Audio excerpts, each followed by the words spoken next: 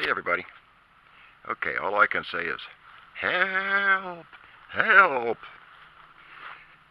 I got a problem. I've had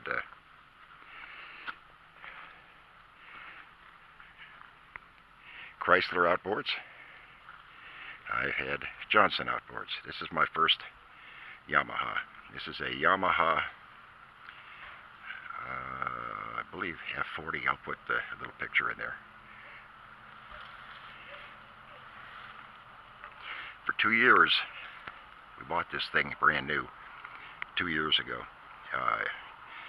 It was a 2013 model. It ran 2 summers flawlessly. It probably has maybe 100, 120 hours on it. When I shut it down last winter, at the beginning of last winter, I ran it out of fuel.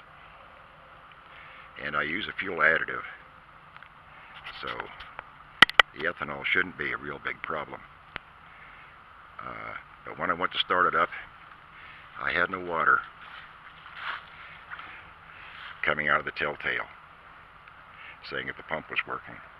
So naturally, being not overly bright, I ordered an impeller, pulled the foot off, put the impeller in, and unlike my old Chrysler where the impeller just went straight up in and the housing went down over it, it was fine. This one, because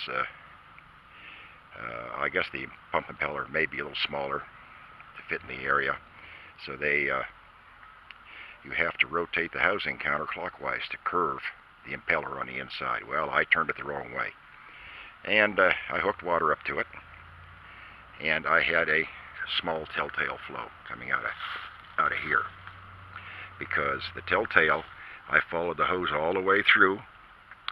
I will put a link to the gentleman in Australia who showed me how to do that.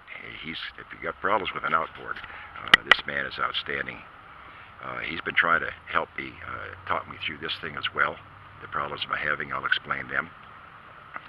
But this thing is plugged somewhere between here and here, and I'm not wanting to pull it apart to find it. So what I did was, this is where the telltale goes in there. I have telltale flow.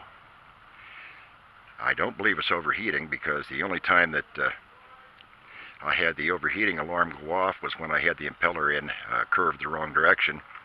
At idle, it wouldn't overheat, but I put it in gear and let it run for about 10 minutes and the alarm went off. So I shut it down and pulled it back off again, which is not really a big deal, but it's not something you want to do in the summer sun. But I pulled it back off again.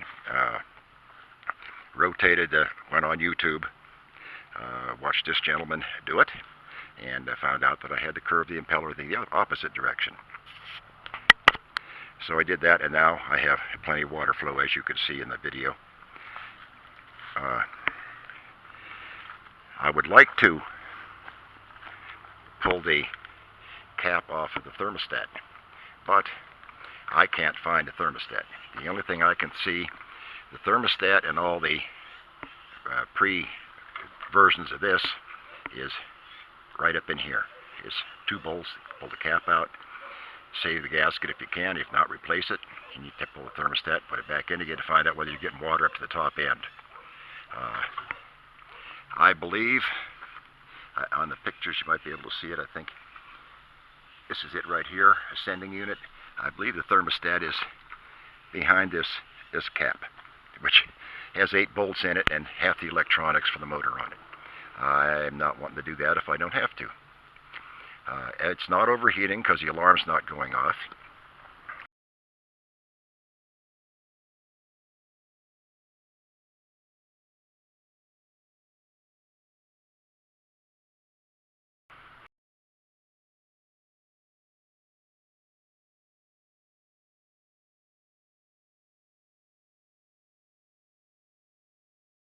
But what happens is, if we go out on the lake, my wife's got a head shoulder surgery, so we can't cast and retrieve when we fish.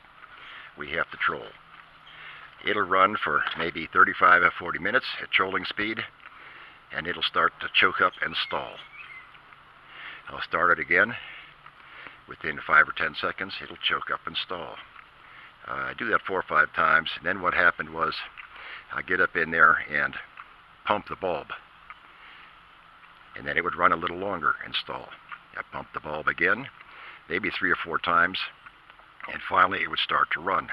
And if I kicked it into high speed, it would run the 20 miles back to where we put the boat in perfectly without missing a lick.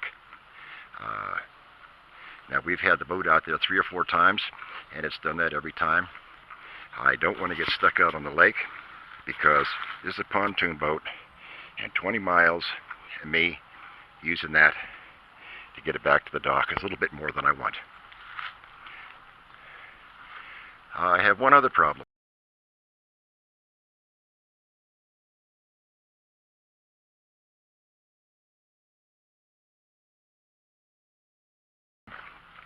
On the video, you'll hear a clicking sound coming from in here.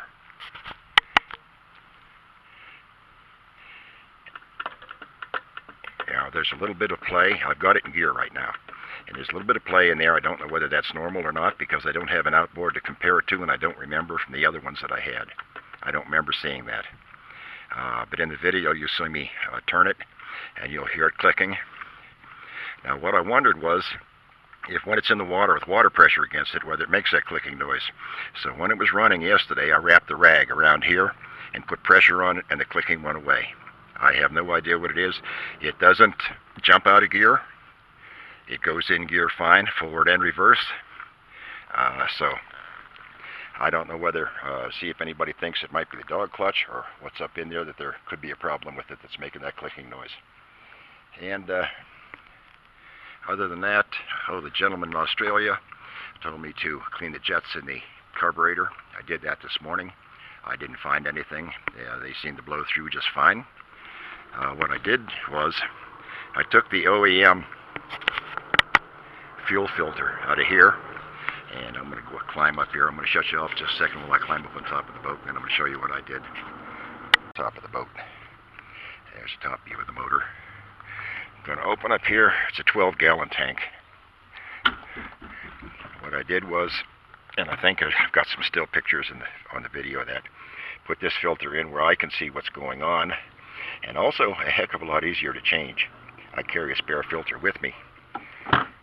Now what I did was I put some carb fuel injector cleaner in the tank. And like I said, I cleaned blew some in the carburetor through the jets.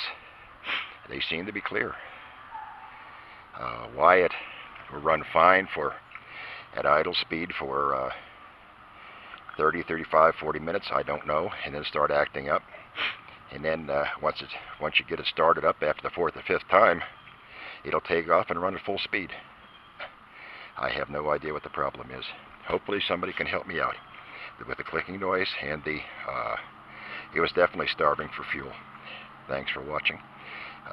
If anybody has any ideas, please get back to me.